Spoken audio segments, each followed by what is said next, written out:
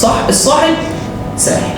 الأخلاء نستشهد بالقرآن، الأخلاء يومئذ بعضهم لبعض عدو إلا المتقين. يعني يوم القيامة كده صاحبك هيجاد ربنا فيك عشان يطلعك من النار.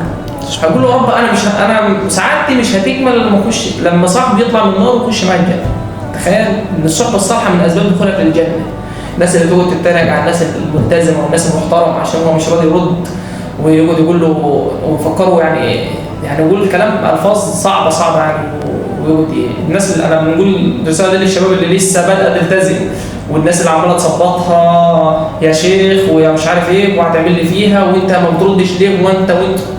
النبي صلى الله عليه وسلم كان قادر ان هو يرد على ابو جهل، وكان قادر يرد على شيبه وعتبه وبص، كان قادر يرد على حد، وربنا عز وجل كان قادر ان هو ينجيه من ده كله.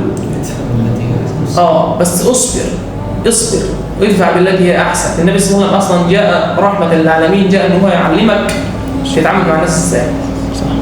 النبي صلى الله عليه وسلم في طريق التزامك يكون قدوه ليك.